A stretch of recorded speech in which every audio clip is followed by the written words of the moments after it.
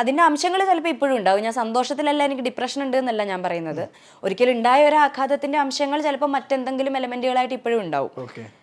നമ്മൾ മോൾഡ് ആവുന്നത് അങ്ങനെയാണല്ലോ, നമ്മളെന്ന് പറയുന്നത് നമ്മുടെ അനുഭവങ്ങളും കൂടെയാണല്ലോ. അപ്പോൾ ഒരു ക്ലിനിക്കൽ ഡിപ്രഷൻ എന്ന് പറയുന്ന അവസ്ഥ എനിക്ക് തോന്നുന്നു ഒരു 2 വർഷത്തിൽ കൂടുതലൊക്കെ എനിക്കുണ്ടായിരുന്നു. അതിൽ നിന്ന് ഒരുപാട് സുഹൃത്തുക്കളുടെയും ഒരുപാട് നല്ല ഇടങ്ങളുടെയും സഹായത്തോടു കൂടെ തന്നെയാണ് വീണ്ടും ഓക്കെ ആയിട്ടുള്ളൊരവസ്ഥയിലോട്ട് തിരിച്ചു വരുന്നത്. ആ സമയത്ത് ഞാൻ ഹോസ്പിറ്റലൈസ്ഡ് ആയിരുന്നു. ആ സമയത്ത് ഹോസ്പിറ്റലൈസ് ചെയ്തിരുന്ന സമയത്തും എനിക്ക് മറ്റൊരു തരത്തിലുള്ള ഒരു ട്രോമ ഉണ്ടായിരുന്നു. എൻ്റെ സമ്മതത്തോടെയോ എൻ്റെ മനസ്സിലാക്കലോടു കൂടി ആയിരുന്നില്ല ആ സമയത്ത് എന്നെ ഹോസ്പിറ്റലൈസ് ചെയ്തിരുന്നത്. ഞാനതിനെ ഇപ്പോഴും ഭയങ്കര അന്യായമായിട്ടാണ് കാണുന്നത്.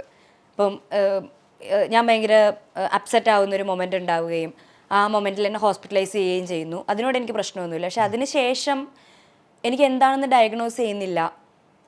എന്താണെന്ന് ഡയഗ്നോസ് ചെയ്യാതെ എനിക്ക് ആൻറ്റി ഡിപ്രസൻസ് തരുന്നു, എനിക്ക് മറ്റ് മൂഡ് സ്റ്റെബിലൈസേഴ്സ് ആയിട്ടുള്ള മരുന്നുകൾ തരുന്നു, അതിൻ്റെ ആൻസിലറി മരുന്നുകൾ തരുന്നു. ഒരു ലിസ്റ്റ് ഓഫ് മരുന്നുകളാണ് എനിക്ക് തരുന്നത്. ഈ ഞാൻ കേട്ടൊരു കഥയെന്ന് പറയുന്നത് റിയയുടെ സമ്മതമില്ലാതെ ഒരു ഭ്രാന്താശുപത്രിയിൽ തന്നെ ആയിരുന്നു അല്ലേ കുറച്ച് നാൾ? അതൊരു മെഡിക്കൽ കോളേജ് ആയിരുന്നു. മെഡിക്കൽ കോളേജിൻ്റെ സൈക്യാട്രി വാർഡിലായിരുന്നു.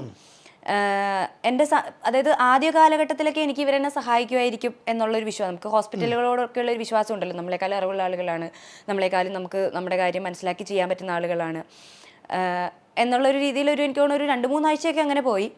പിന്നീട് എനിക്ക് പറയുന്ന പോലെ എൻ്റെ അടുത്ത് കറക്റ്റായിട്ടൊന്നും പറയുന്നില്ല, എനിക്കൊന്നും മനസ്സിലാവുന്നില്ല, എന്തൊക്കെയോ പറയുന്നു. അപ്പോൾ എന്ത് മരുന്നാണ് എനിക്ക് തരുന്നതെന്ന് ചോദിക്കുമ്പോൾ പോലും അതിന് കൃത്യമായിട്ടുള്ളൊരു മറുപടി തരുന്നില്ല.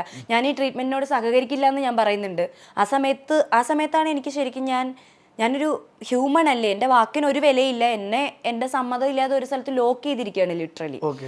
അപ്പം അതെനിക്ക് ഒരു ഇൻഹ്യൂമൻ ആയിട്ടുള്ളൊരു പ്രവൃത്തിയായിട്ടാണ് ഫീൽ ചെയ്യുന്നത്. ഭയങ്കര ഇപ്പോഴും എനിക്ക് ആ ഹോസ്പിറ്റലൈസേഷൻ്റെ ട്രോമയുണ്ട്.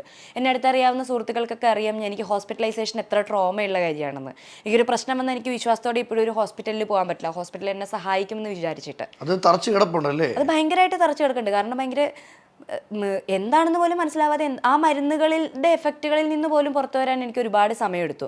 ഇന്ന് എനിക്ക് അതിനെ പറ്റിയുടെ വിദ്യാഭ്യാസം ഉണ്ട്. ഇന്ന് ഞാനൊരു സൈക്കോളജിസ്റ്റാണ്, ഞാൻ സൈക്കോളജി പഠിച്ചിട്ടുള്ള ആളാണ്.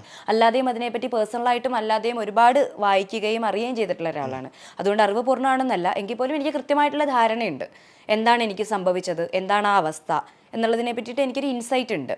അന്ന് ആ ഇൻസൈറ്റ് ഇല്ലാത്തൊരു 19-കാരിയെ സംബന്ധിച്ച് അതുണ്ടാക്കുന്ന ട്രോമ വളരെ വലുതായിരുന്നു.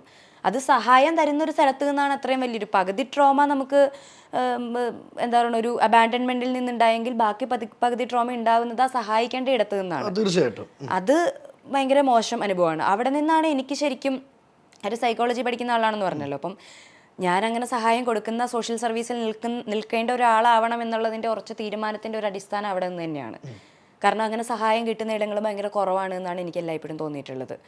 മനുഷ്യരെ ഒരു ബുക്കീഷ് നോളജിനൊക്കെ അപ്പുറത്തോട്ട് മനുഷ്യരെ മനസ്സിലാക്കുകയും കൃത്യമായിട്ടുള്ള സഹായങ്ങൾ കൊടുക്കാൻ ഉള്ള ഇടങ്ങൾ ഇപ്പോഴും നമുക്കറിയാം. നമ്മുടെ ചുറ്റുള്ള ഒരുപാട് മനുഷ്യർ മെൻ്റൽ ഹെൽത്ത് ഇഷ്യൂസുമായിട്ട് അതെ എല്ലായ്പ്പോഴും ഈ പറഞ്ഞ പോലെ കരഞ്ഞുകൊണ്ടിരിക്കുന്ന ആൾക്കാരായിരിക്കണം എന്നില്ല. ഭയങ്കര നിസ്സഹായതയും ഭയങ്കര സങ്കടവും ഭയങ്കര ഹെൽപ്ലെസ്നെസ് ഒക്കെ അനുഭവിക്കുന്ന ആൾക്കാർ നമ്മുടെ അടുത്ത് അത് കാണിക്കണം എന്ന് പോലും ഇല്ല. ശരിക്കും റിയ എന്താണ് ഡിപ്രഷൻ?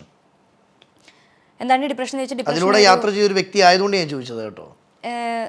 നമുക്ക് എന്താണ് ഡിപ്രഷൻ എന്ന് വെച്ചാൽ സാധാരണ ഒരു ഭാഷയിൽ പറയുകയാണെങ്കിൽ നമുക്ക് സാധാരണ രീതിയിലുള്ളൊരു മൂഡ്, ന്യൂട്രലായിട്ടുള്ളൊരു മൂഡ് വളരെ ഡിപ്പ് ചെയ്യുന്നൊരവസ്ഥയിലോട്ട് പോവുകയും നമുക്ക് സന്തോഷം അനുഭവിക്കാൻ പറ്റാത്തൊരവസ്ഥ. സാധാരണഗതിയിൽ നമുക്ക് സന്തോഷം ഉണ്ടാകുന്ന നമ്മൾ ആസ്വദിച്ചുകൊണ്ടിരുന്ന കാര്യങ്ങൾ നമുക്ക് ആസ്വദിക്കാൻ പറ്റാത്തൊരവസ്ഥയാണ് നമുക്ക് വേണമെങ്കിൽ ഡിപ്രഷനെ അങ്ങനെയാണെന്ന് പറയാം. ഇപ്പോൾ ഉദാഹരണം ഇവിടെ ഇപ്പോൾ ഒരു പാർട്ടി നടക്കും, അടിച്ചുപൊളി, റിയക്ക് ഡിപ്രഷനായിട്ട് അവിടെ ഇരിക്കുക, എന്ത് മാറ്റുക നമുക്ക് കാണാൻ പറ്റുന്നത്?